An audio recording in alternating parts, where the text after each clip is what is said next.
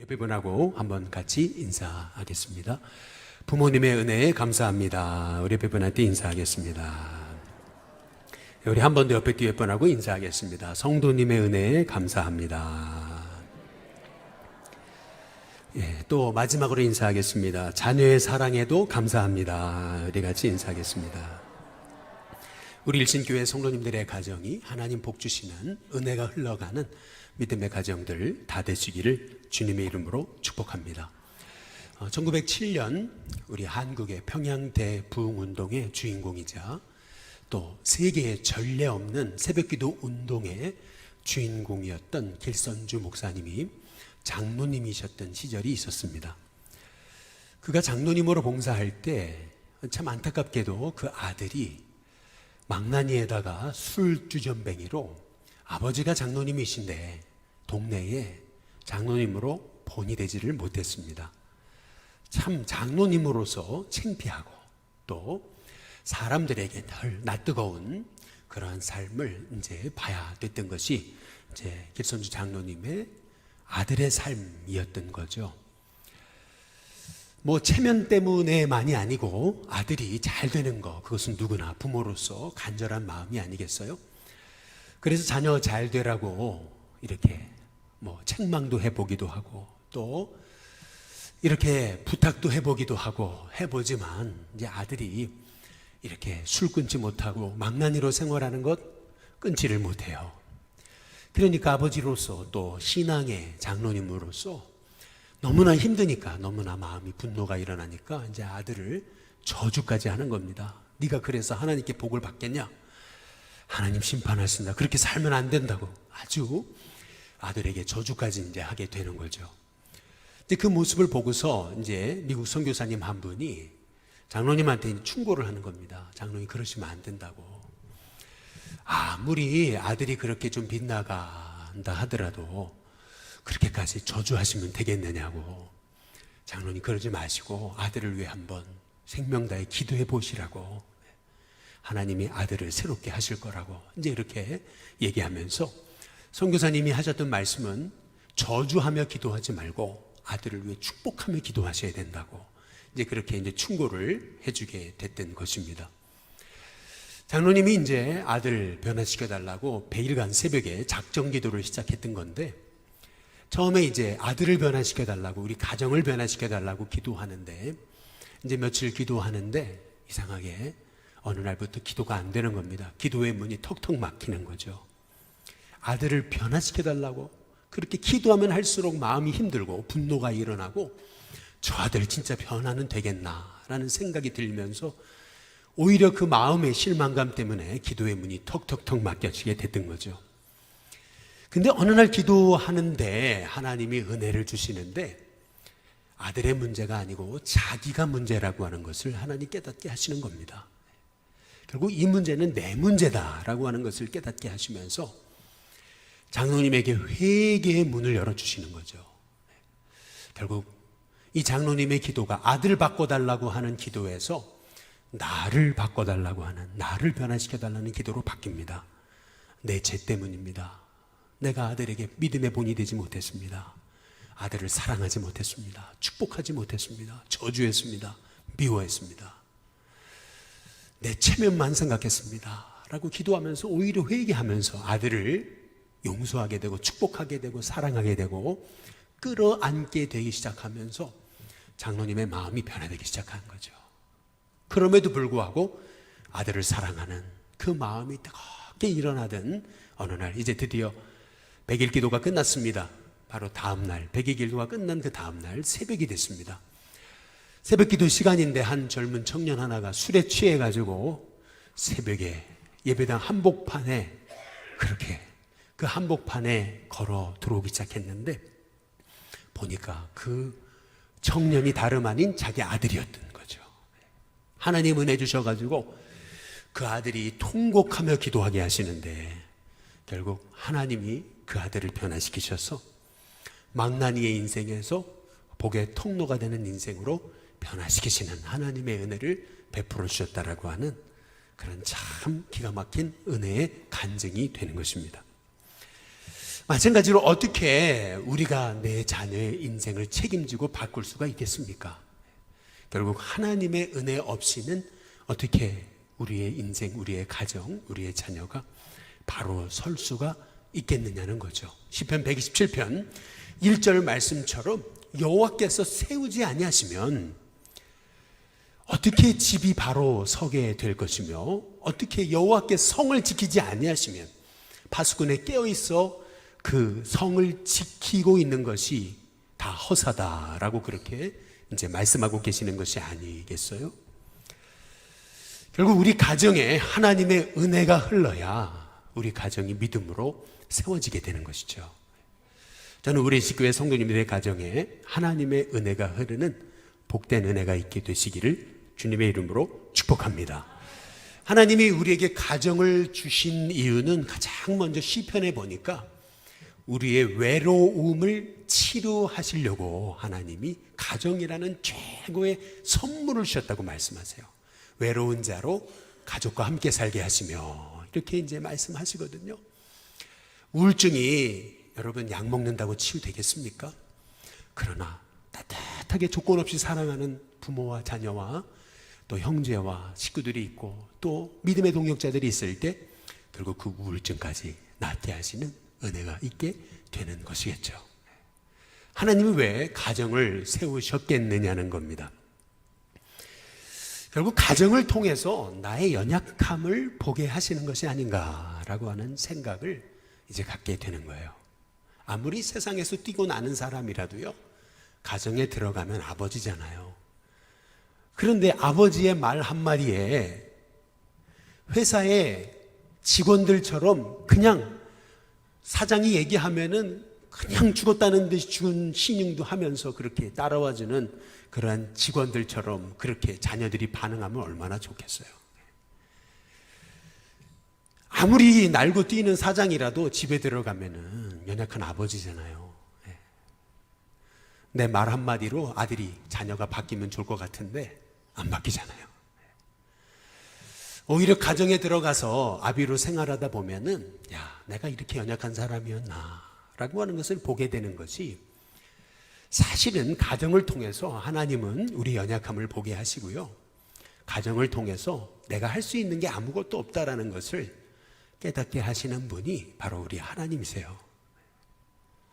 얼마 전에 제 아들이 저한테 이제 물어봤어요. 아빠 이거 하고 싶냐고. 그랬더니 제가 하고 싶은 것도 아니고 아닌 것도 아니고 이렇게 대답을 했나 봐요. 근데 또 물어봤어요. 근데 제가 그 질문의 의도를 이해하지 못하고 하고 싶은 것도 아니고 안 하는 것도 아니고 이렇게 대답을 한 거예요. 근데 그러니까 이제 아빠는 왜 그렇게 대답하냐고 이제 이렇게 얘기를 하는 거죠. 그랬더니 제가 변명한다고, 야, 내가 목사잖아, 이제 이랬어요. 이게 무슨 말이냐면, 목회는 이렇게 자기 속마음 다 내보이면 안 되는 거라고, 긴 것 같기도 하고 아닌 것 같기도 하고, 이렇게 대답하는 게 목회라고, 그러니까 내가 목사잖아, 이렇게 변명을 했어요. 이제 그랬더니 제 아들이 그러더라고요. 아빠 집에 와서 목회하지 마, 그러더라고요. 예.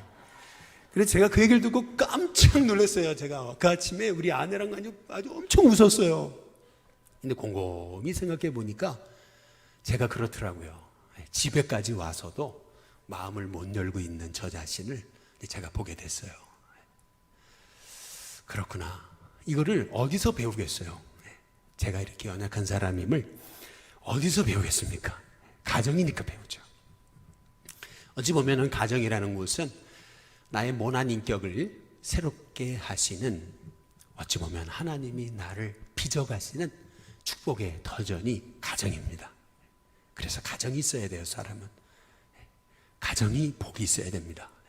뭐니 해도 성경에 보면은 하나님은 하나님의 뜻을 이루어 가실 때 가정을 통해 이루어 가시는 거예요. 그래서 하나님이 아브라함을 부르시면서 내가 너로 큰 민족을 이루고 너의 씨로 말미암아 천하 만민이 복을 얻게 하겠다. 결국 하나님의 축복의 약속은 가정에서 성취되는 거예요. 그래서 사도행전 16장에 보시면 사도 바울이 유럽의 선교의 문을 열 때 빌립보에 가잖아요. 근데 우리는 그 빌립보의 전도의 시작이 루디아를 전도하면서 전도의 문이 열렸다 이렇게 생각하는데, 성경을 잘 보시면 유럽 선교의 시작은 루디아 한 사람이 구원받아서 시작된 게 아니고 그와 그의 온 집이 세례를 받고 이렇게 말합니다. 다시 말하면 유럽 선교의 시작은 다름 아닌 루디아라고 하는 그 한 가정이 변화되면서 유럽 선교의 위대한 역사가 시작된 거예요. 결국에는 하나님은 하나님의 뜻을 이루어 가실 때 한 가정을 택하시고 그 가정을 통하여 하나님의 일을 이루어 가시는 거죠. 그래서 우리 인생에 하나님이 가정을 주셨다라고 하는 것은 그건 최고의 복입니다. 복 중의 복이에요. 저는 우리 신교회 성도님들의 삶이 가정을 주신 하나님의 은혜에 감사하면서 우리 가정이 하나님의 은혜가 흐르는 가정이 되도록 기도하는 우리 일심교회 성도님들이 다 되시기를 주님의 이름으로 축복합니다. 왜 우리의 가정에 하나님의 은혜가 흘러야 되는 것이냐? 여러분, 그것은요, 먼저는 아무리 내가 계획하고 내 계획이 완벽해도 내 가정은 내가 세우는 것이 아니기 때문에 그렇습니다. 오늘 말씀해 보면 첫 번째로 여호사밧의 인간적인 계획은 완벽했어요. 역대하 2장 21장 한번 2절에서 3절에 보시면 여호사밧의 아들 그랬습니다. 여호사밧의 아들은 여호람이에요. 근데 여호람의 아우들이 있었어요. 아사랴와 여헬과 스가랴와 아사랴와 미가엘과 스바대아는 그랬습니다. 6명의 동생이 있었습니다. 다 유다왕 여호사밧의 아들들이다. 그래서 3절에 보니까 그의 아버지가 여호사밧이 그들에게는 그랬어요. 그들은 누구냐면은 여호람의 동생들, 6명의 동생들에게는 은금과 보물과 유다 견고한 성읍을 선물로 후히 줬다, 이렇게 얘기합니다. 그러나 장자였던 여호람은 장자이므로 왕위를 주었더니 이렇게 얘기하고 있어요. 여기 보면은 여호사밧에게는 7명의 아들들이 있었는데, 여러분, 어찌 보면은 한 나라의 왕자들이 많다라는 것, 이것은 대가 끊기지 않는 거니까 복이라고 말할 수도 있지만, 어찌 보면은 이것은요, 훗날 왕자들이 많다라고 하는 얘기는 아버지가 죽었을 때 그 자녀들이 왕이라고 하는 권력을 잡기 위해서 서로 이렇게 권력 쟁탈전이 일어날 수 있는 아주 위험한 불시 역할을 하는 것이 어찌 보면 아들들이 많다라고 하는 것이거든요. 이것을 예견했던 여호사밧은요, 첫째에게는 첫째니까 왕위를 물려주고, 그리고 6명의 아들들에게는요, 여호람의 동생들에게는 은금을 후히 많이 주고, 그리고 유다의 여러 성읍에 흩어져 가지고 형을 도우면서 그렇게 사이좋게 지내라고, 이 여호사밧은요, 자기 죽은 이후 사후에 혹시 일어날지도 모를 그런 형제들 간의 권력 쟁탈전을 미리 막기 위해서 완벽한 계획을 세워가지고 자기 유산을 잘 나눠가지고 이렇게 잘 분배를 해줬다라고 하는 그러한 얘기입니다. 여호사밧은 어찌 보면 굉장히 지혜로운 아버지였어요. 자기가 죽고 나서 형제들이 유산 싸움 벌리고, 그리고 권력 싸움 벌리지 않기 위해서 미리 여호람에게는 탁 왕위를 주고, 나머지 6명의 형제들에게는 다 재산도 물려주고 은금도 물려주고 성읍도 다 물려주는, 어찌 보면 이 여호사밧의 이 마지막 인생의 이 마무리, 이것은 굉장히 탁월했습니다.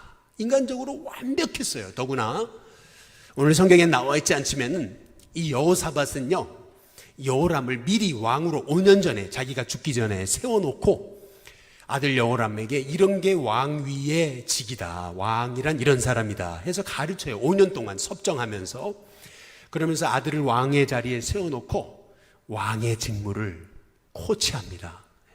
아주 완벽하게. 자기가 죽고 나서 그 다음에 아들이 왕이 되면은 아들이 경황이 없어가지고 문제가 일어날 것을 알고 미리 아들을 왕으로 5년 전에 세워놓고 왕의 수업까지 다 시켜놓은 거예요. 어찌 보면은 여호사밧은 굉장히 지혜로운 사람이죠. 유산 관리, 그리고 자녀들 간에 어떤 그러한 불화가 일어날 수 있는 그러한 모든 작은 그러한 요소까지도 다 제거한 아주 똑똑한 그런 아버지였어요. 그러나 그가 준비하지 않은 게 있습니다. 그가 물려주지 않은 게 있어요. 그것이 뭐냐면 자녀들로 하여금 하나님을 경외하게 하는 신앙은 물려주지 못한 겁니다. 어찌 본다면은 여호사밧은요, 인간적으로 세상적으로 보면은 정말 남부럽지 않은 아버지였어요. 뭐 아들에게 왕위도 물려줬죠. 은금 보물 다 물려줬죠. 또 나머지 아들들에게는 모든 견고한 성읍들 다 물려줬죠. 뭐 이런 아버지가 어디 있습니까? 그런데 여호사밧이 하지 않은 게 있는 거예요. 그게 뭐냐면 자녀들로 하여금 하나님을 경외하는 신앙, 그 신앙이 어떤 은금 보물보다, 세상 권력보다 아비로서 가장 먼저 물려줘야 되는 것임을 여호사밧이 깨닫지 못했던 거죠. 그것으로 인해서 이 남유다는 훗날 아주 큰 영적 위기를 만나게 되는 것을 이제 볼 수가 있는 것입니다. 우리가 잠언 16장 9절의 말씀에 보면은 사람이 자기의 길을 계획할지라도 그 걸음을 인도하시는 분은 하나님이시라 그랬어요. 하나님이 인도하시지 않으면 내 계획과 내 준비가 완벽해도 내 가정이, 내 자녀의 인생이 바로 설 수 없음을 성경이 말씀하고 있는 거거든요. 결국 내가 부모로서 우리 자녀에게 가장 먼저 남겨야 되는 최고의 삶은 뭐냐면 그것은 다름 아닌 하나님을 경외하는 신앙, 믿음이라고 하는 것입니다. 참 개인적인 얘기인데요. 제가 미국에 3년 아이들을 데리고 가서 공부했잖아요. 우리 아이들이 초등학교 다 미국에서 나왔거든요. 근데 이제 한국을 왔잖아요. 3년 만에. 그러면서 저는 아비로서 내가 다른 건 다 못해줬어도 우리 애들 미국 갔다 왔으니까 영어는 하나 잘하겠지. 이제 이런 생각을 가지고 남부럽지 않을 거야. 이제 그런 생각을 가졌어요. 근데 우리 아들이 경기고등학교를 나왔잖아요. 경기고등학교를 다니는데 그런 얘기를 해요. 자기 친구들이요, 미국은 기본이고요, 독일, 스페인, 뭐 유럽 다 갔다 온 애들이에요. 근데요, 우리 아들이 영어 하는 건 아무것도 아니에요. 그 아이들은 독일어도 하고 스페인어도 해요. 제가 그걸 보고서요, 이야, 이 세상이 이게 내 계획대로 되는 게 아니구나. 나는 그래도 우리 아들 뭐 영어 잘 가르쳤다고 그랬는데 막상 미국에서 한국 들어오니까요, 영어도 못하고 한국말도 못해요. 한국말이 딸리는 거예요. 잘 보세요. 내 계획은 완벽해 보여요. 그러나 아니에요. 하나님 돌보지 않으면요, 우리 가정, 우리 자녀 바로 설 수 없어요. 그래서 우리는 늘 겸손하게 하나님, 우리 가정에 하나님의 은혜가 흘러야 됩니다. 내 계획으로, 내 노력으로 우리 가정이 서는 게 아니고 하나님의 은혜로 서는 겁니다. 그 믿음의 고백을 가지고 하나님, 우리 가정 지켜달라고, 내 자녀들 지켜달라고, 우리 가정에 하나님의 은혜가 흐르도록 나로 하여금 은혜의 사람이 되게 해달라고 여러분 기도하셔야 돼요. 그렇지 않으면 내 가정이 어떻게 믿음 안에 서겠습니까? 어떻게 내 자녀들이 믿음의 사람이 돼서 그 신앙의 계보를 잇겠습니까? 많은 사람들이 가지고 있는 착각은 그거예요. 아버지가 목사니까 자식들도 당연히 뭐 작은 목사가 될 거라고 착각해요. 아버지가 장로님이니까 자녀들도 작은 장로님이 될 거라고 착각합니다. 어머니가 권사님이니까 내 자녀도 권사님 노릇을 할 거라고 생각해요. 그렇지 않습니다, 여러분. 아버지가 장로라고요? 아버지가 목사라고요? 자녀들이 그 길 따라요? 그렇지 않아요. 우리가요, 자녀들 믿음 안에 서게 하기 위해서요, 정말 여러분 생명 다해, 목숨 다해 기도해야 됩니다. 내 가정에 하나님의 은혜가 흐르도록 여러분 기도하셔야 돼요. 저는 우리 부모님을 생각할 때 감사한 게 있어요. 그게 뭐냐면은 어렸을 적 제 기억에 선해요. 늘 새벽기도 하시는 부모님의 모습을 보고 자랐어요. 또 어려움을 당하면 늘 골방에 들어가 문을 걸어 잠고 1시간이고 2시간이고 눈물로 기도하시는 어머니를 보고 자랐습니다. 늘 가족이 모이면은 자녀들하고 함께 찬송하면서 자녀들을 일일이 축복하시는 아버지의 모습을 보고 자랐어요. 근데 그게 얼마나 큰 축복인지는 그때는 몰랐어요. 근데 제가 평상시엔 잘 몰라요. 모르겠어요. 그런데 어려움을 겪어보니까, 어려움을 겪게 되면은요, 이상해요. 잠깐 흔들렸다가도 제 마음에요, 평안이 있어요. 그리고 하나님 지켜주신다. 그런 믿음이 있습니다. 야, 이런 믿음은 어디서 생기는 걸까? 가만히 생각해 보면은 부모님이 남기신 그 믿음의 씨앗, 믿음의 유산이 아니겠느냐는 거죠. 그런 점에서 볼 때 여러분, 우리 일신교회 성도님들의 삶, 여러분 반드시 믿음을 유산으로 남기셔야 됩니다. 그래서 두 번째로 우리 인생의 최고의 유산, 그것은 어찌 보면 믿음의 유산이 되는 것입니다. 역대하 21장 4절에 한번 보시면은 여호람이 그의 아버지의 왕국을 다스리게 되어 세력을 얻은 후에 그랬습니다. 그의 모든 아우들과 이스라엘 방백들 중 몇 사람을 칼로 죽여버렸다. 이제 이렇게 얘기합니다. 아니, 이 기사는 참 뜻밖의 기사예요. 왜냐하면은 이 여호람의 아버지 여호사밧은요, 너무나 신실한 그런 아버지였어요. 남북 분열 왕국 시대의 남유다에서 하나님이 기뻐하셨던 세 명의 왕이 있었는데, 첫 번째 여호사밧, 두 번째 히스기야, 세 번째 요시야입니다. 그러니까 여호람의 아버지 여호사밧은 하나님 보실 때 너무나 기뻐하셨던 왕 중에 하나였어요. 근데 그의 아들은 아니에요.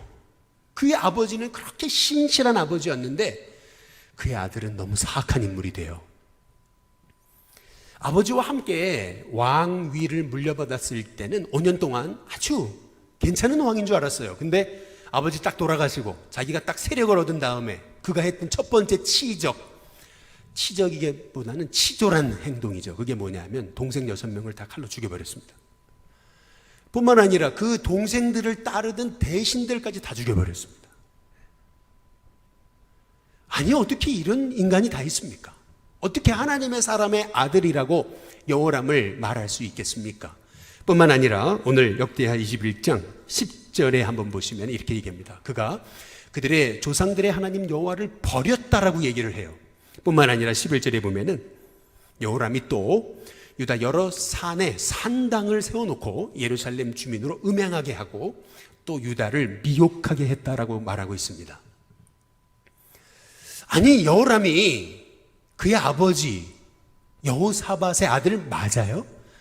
어떻게 그 아버지가 이렇게 신실한 아버지였는데 그 아들은 어떻게 이렇게 사악한 인물이 됩니까? 미치광이 같은 그렇게 행동을 하는 아들의 모습을 이제 볼 수가 있습니다. 그 이유가 뭐냐는 거죠. 성경이 말하고 있는 것은 그것입니다. 오늘 역대하 21장 한번 6절에 보시면은 이는 그랬어요. 이는 바로 아합의 딸이 그의 아내가 되었기 때문이다. 이제 이렇게 얘기하고 있거든요. 우리가 지난주에 함께 살펴보셨죠?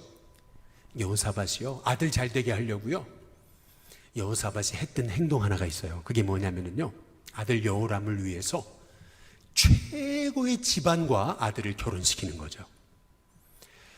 이 남유다의 여호사밧 왕이 볼 때에 최고의 집안이 어떤 집안이겠습니까?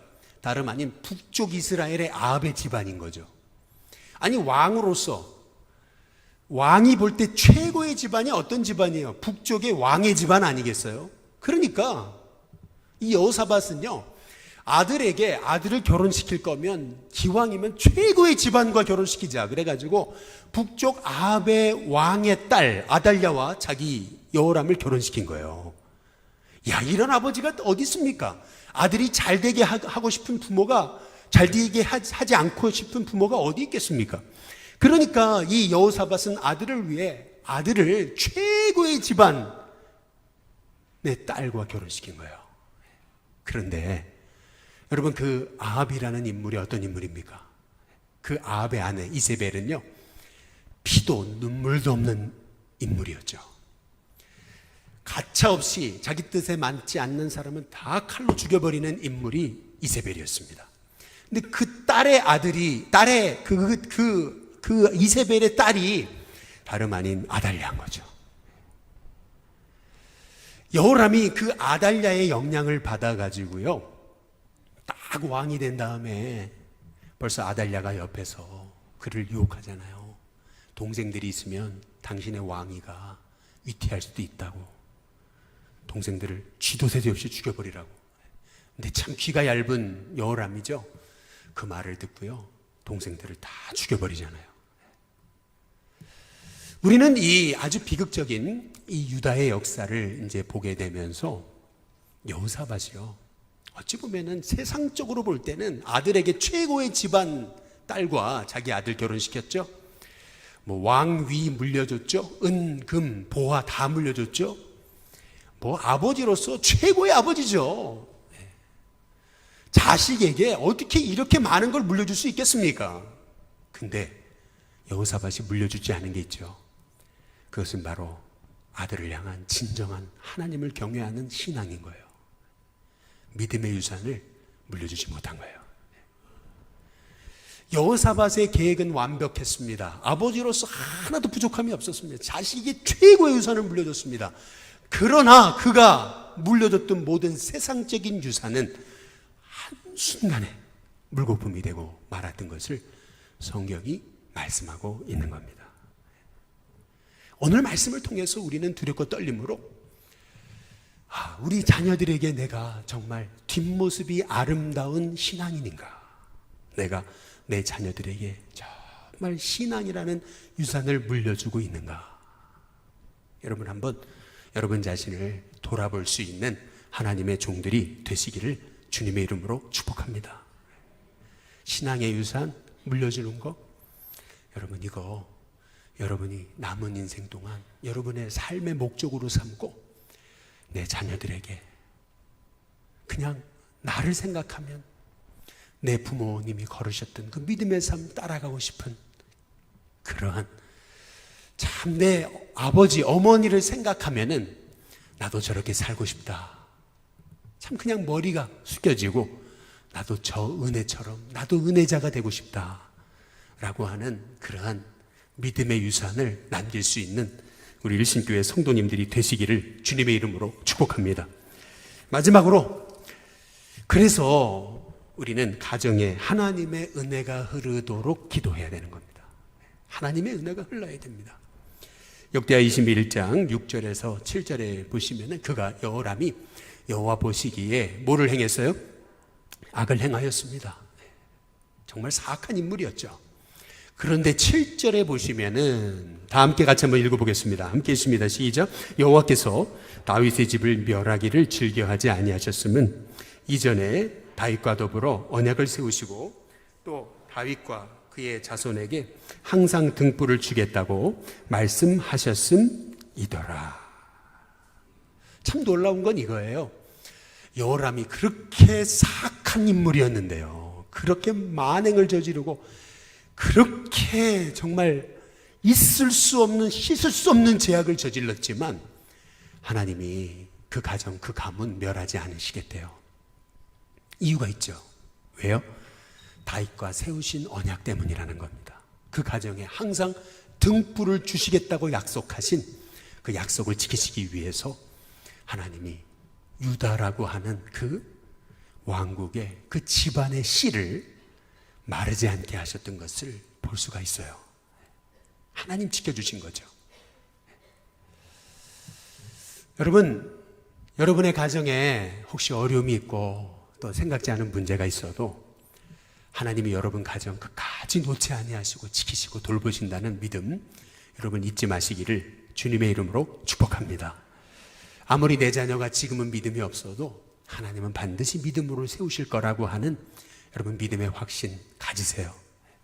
아무리 내 가정이 힘들고 어려워도 나를 하나님의 자녀 삼으셔서 나를 택하신 하나님이 우리 가정을 향한 하나님의 은혜 멈추지 않게 하실 거다라고 하는 그 믿음 가지고요, 여러분 낙심하지 마시고 끝까지 여러분 가정을 위해서 기도의 은혜가 흘러가게 하세요.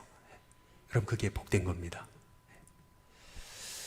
참 놀라운 거예요. 한 번 자녀는 영원한 자녀듯이 하나님이 날 택하신 은혜, 여러분 이것은 여러분 변치 않습니다. 여러분을 택하신 하나님의 은혜는요 끝이 없습니다. 우리가 죄 가운데 빠지고 넘어진다고 여러분 나 버리지 않으세요. 여러분 버리지 않으세요. 여러분 가정 버리지 않으십니다. 끝까지 붙잡아서 여러분 가정에 하나님의 등불이 끊이지 않게 하시는 하나님, 여러분 그분이 바로 여러분의 하나님이십니다. 한번 아브라함의 가정을 한번 보세요. 아브라함의 가정을 한번 보시면은요, 하나님이 아브라함을 부르시면서 복의 근원 되게 하시겠다, 내 씨로 천하 만민이 복을 얻게 하겠다 약속하셨는데, 아니 고작 아브라함이 낳은 아들 이삭 한 사람이잖아요. 물론 이스마엘을 낳긴 했지만 언약의 자녀가 아니잖아요. 그리고 또 이삭은 야곱가에서 두 사람 겨우 낳아요. 그런데 야곱의 자녀들 보세요. 12명의 자녀까지 낳았잖아요. 그런데 그 자녀들이 얼마나, 어떻게 이렇게 서로 미워하고 시기하고 질투하고 말이죠. 이런 콩가루 집안이 어디 있습니까? 그런데 말이에요, 하나님께서요, 회복될 수 없을 것 같았던 그 야곱의 자녀들의 가정을요, 요셉이라는 한 생각지 못한 아들을 세우셔서 그 가정을 다 회복시키시잖아요. 참 놀라운 거예요. 인간 같지도 않은 그 12명의 아들을 통해서요, 하나님이 제사장 나라, 제사장 민족, 언약 백성을 삼으셔서 하나님이 이스라엘을 일으키시고 세계 열방의 빛이 되게 하시는 것을 보면은요, 하나님의 은혜는요, 우리를 향한 하나님의 은혜는 끝이 없어요. 그래서 저와 여러분이요, 늘 우리는 기억해야 돼요. 내가 내 힘으로 사는 게 아니다. 하나님의 은혜로 사는 거다. 하나님의 은혜 없이는 난 한순간도 설 수 없다. 여러분, 나는 하나님의 은혜 안에 사는 거고, 그래서 내 가정에, 내 인생에, 우리 일신교회 하나님의 은혜가 흘러야 산다. 여러분, 그 믿음을 잃으시면 안 되는 거예요. 저는 늘 그 생각해요. 제가 설교 잘해가지고, 제가 목회 잘해가지고, 제가 리더십이 좋아가지고 일신교회가 서는 게 아니에요, 여러분. 우리가 매 금요일마다 전도해가지고 일신교회가 서는 게 아니에요. 일신교회가 서는 것은 하나님의 은혜예요. 하나님의 은혜 없이 어떻게 일신교회가 서겠습니까? 하나님의 은혜가 있으니까요, 어려움 중에도 하나님이 그때그때마다 보호해 주시고, 하나님의 은혜가 있으니까 그때그때마다 하나님께서 사람을 일으키시고, 은혜가 있으니까 하나님이 생각지 않은 하나님의 복을 주시는 거예요. 똑같습니다. 여러분의 가정도 똑같아요. 여러분 자녀도 똑같아요. 여러분이 재산 많이 물려줘서 자녀들이 잘 살 것 같아요? 그렇지 않아요. 하나님의 은혜가 자녀들에게 흘러야 여러분의 가정이 하나님의 복을 얻는 겁니다. 은혜가 흐르지 않으면요, 내가 남겨놓은 모든 유산이 오히려 자녀들에게는 덫이 될 수 있습니다. 그래서 내 자녀들에게 하나님의 은혜가 흐르게 해달라고 여러분, 우리가 목숨 걸고 생명 다해 기도해야 되는 거예요. 마지막으로 이 말씀만 드리고 이제 마치겠습니다. 얼마 전에 제 105세 되시는 외할머니를 찾아뵀어요. 잠깐 사진 한번 보여주시면요, 거기 맨 끝에 사진이 있으실 겁니다. 저희 105세 되신 할머니를 이제 만나 뵙게 되면서 제가 많은 생각을 좀 해봤어요. 이제 안 보셔도 됩니다. 저희 할머니는 일찍 과부가 되셨어요. 우리 어머니를 아시고 바로 남편이 돌아가셨어요.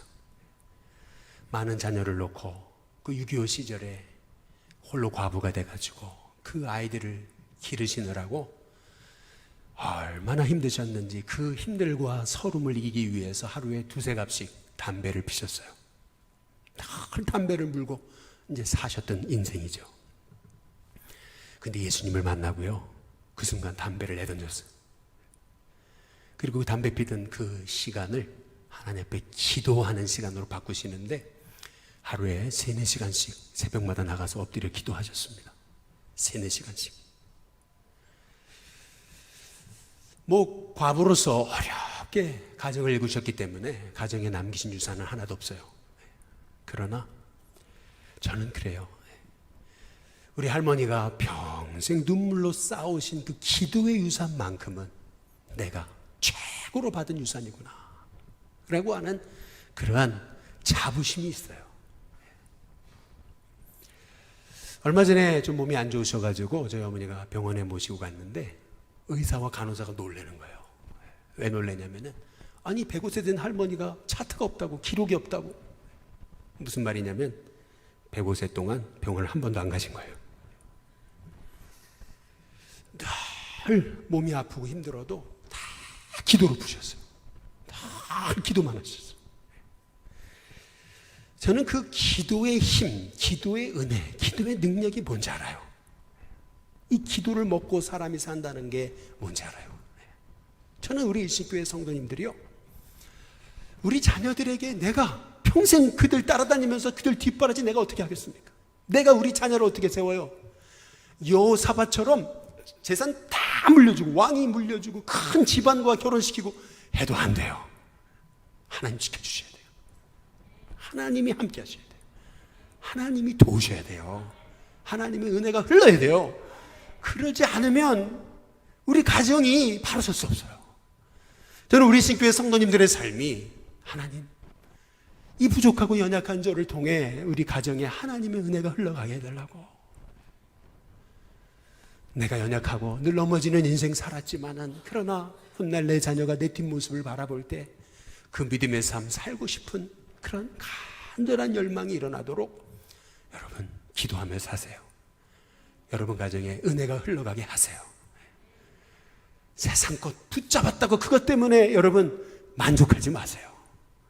하나님의 은혜를 흘려보낼 때 하나님이 여러분의 가정에 하나님이 1000배까지 은혜를 베푸시는 귀한 은혜가 있게 하시리라 믿습니다.